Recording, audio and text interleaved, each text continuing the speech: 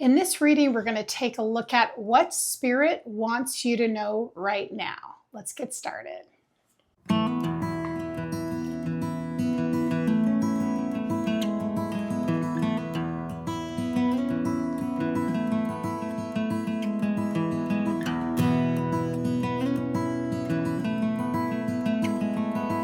So I'm going to dig right into this reading. As always, if this reading resonates, you can take it as your own. All the timestamps will be below if you're coming back to this. And be sure to watch till the end, because I'm definitely going to have a little bit of a lesson for you, which will be connected to ways you can get more connected to your intuition and also shadow work. So let's just get right into it. And again, if you're new, my name is Carrie. I'm a medium and a mentor, and I'm so excited to be doing this for you today. So as I'm tapping in, I'm just going to see what Spirit is wanting to share with us and what's coming up. I'm really hearing that there's a lot going on in the collective right now. And typically the collective that I'm working with are going to be people that are on their spiritual path, conscious, being connected to their intuition and wanting to continue to grow. So let's see what we have here for all of you. So there is a bit of fear that seems to be coming up. There's a feeling of being frightened. This could come in the form of nightmares, also just anxiety, low level in general. But I want to let you know that something my spirit guides said to me in the beginning of this month. And again, this is timeless reading, so wherever it finds you, it's exactly what you need to hear. For me, it's the beginning of August. And I heard that this was going to be a challenging month for a lot of people. We have a lot of planets in retrograde. There is a lot of releasing and a removal of old karmic patterns that have been accumulated throughout lifetimes. And many of you right now are at this point where you are being cracked wide open. That's the image that Spirit gave me. But that process is not necessarily comfortable. So you're starting anew. And one of the things I keep being reminded of is this passage that says, you can't put new wine in old wineskins. And that's exactly what I see going on here. And the energy of this speaks to us. And that's coming in from the Page of Cups, right? So that's this new energy, this like a learner's mind. You know, the Page of Cups really is starting that journey of moving through these different challenges and things that are obstacles until they get to be in the position of being the king. So being open and being vulnerable, especially emotionally and even in your interpersonal relationships, is not always going to feel easy. And the light, which comes from the magician's wand, as well as the cup of the emotions and relationships, the sword of the mind, articulating, having clear thoughts, but also then the pentacle of earthing and grounding something. But this is a brand new energy coming in. So as you're traveling back on some level through time, clearing out these past life karmic energies, this is going to bring up a lot of sludge. That's what I'm hearing, unconscious sludge that is going to need to be cleared out and removed. And you can do this several ways. I'll talk about that towards the end of this reading. Spirit was mentioning that we all need tips in order to learn how to transmute these energies. So here we're getting the Three of Cups and the Knight of Swords. And the Three of Cups is union. That's union with your spirit guides, and also your physical, emotional, mental body. But also the thing I always love about this particular Knight of Swords is that you are learning to rewrite your own script. So that can look a lot like writing down things for manifesting new experiences, and also learning to be really clear and conscious of what you say to yourself and what you say about the world around you. And the Three of Cups is always this card that you can look this as others around you who are supportive as well, but also it can be a joining of all parts of yourself. So I just love how that energy feels. So Spirit, what do we need to be focusing on right now? What's going to be helpful? What are some of the challenges? What do we have going on? We want to know everything. So we're getting the King of Cups in reverse and the Queen of Cups in reverse. So what that's telling me is that we are upside down a little bit in our feelings and in our emotions, and possibly because there is so much of an undercurrent of growth that it has toppled us over. What I find interesting, though, is that in this reading, we have these two cards in reverse, but we have the Page of Cups in the upright. So there's a journey here. And so what are we missing in this situation to correct this energy? The Knight of Cups. The Knight of Cups is on the move, and he is learning about what he needs to do in order to keep that open heart, keep that connection, and keep himself in that sense of being aware of his emotions and also his relationships. So likely a lot of the triggers that you might have coming up right now are related to relationships. Sometimes when we have these issues with relationships, when it feels like we're being triggered or the relationships we've had don't make sense, try to remember it's really a reflection of ourselves and our relationship with self. That's what I'm hearing. So be sure you really try and keep an open ear to hearing your inner voice. That's what I'm hearing from my inner voice. Ace of Pentacles is here. This is a beginning experience. We are planting the seed towards what we want to build, what we want to manifest, and what we want to keep in our lives, because there is a shedding. Spirit saying there's a shedding. Two of Swords means we're stuck. But we have the Star card coming out and then the Queen of Swords. So what's going to help us move off and keep flowing forward if we find ourselves possibly in a snare in either relationships with people that we're close to, or with people that we work with, or people we have friendships or connections with? Right here, I'm seeing this coming up. So Two of Swords is when we're sitting on the fence. We don't quite know what the next move is. The thing I'm hearing is to really trust yourself. If you feel that what you need to do is take some time away, decompress, not do as many things as you thought you should do on your to-do list, and give yourself a little bit of space. If you feel that's the current or the best light of action, trust that.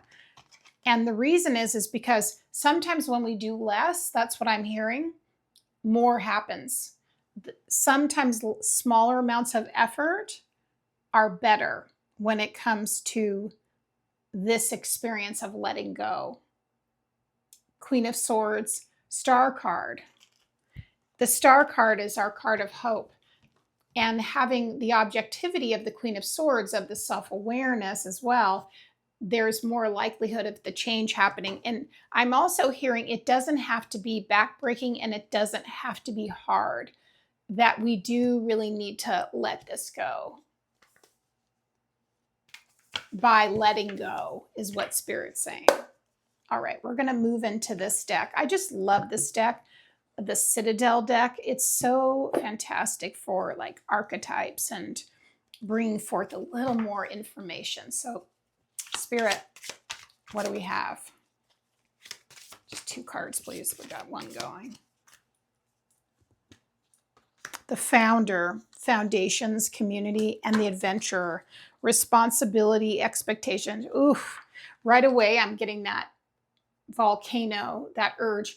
Whenever I see the image of a volcano, I always think about the root chakra, the base. What are we connected to? What is our root system connected to? Because it's such a foundational energy.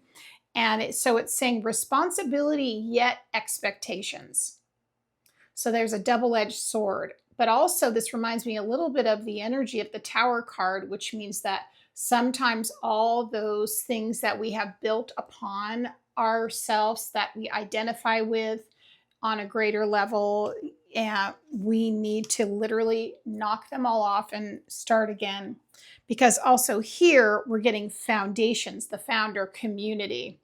So likely we're just at a point right now where we need to reset and realize that in the middle of all this growth and shedding and karmic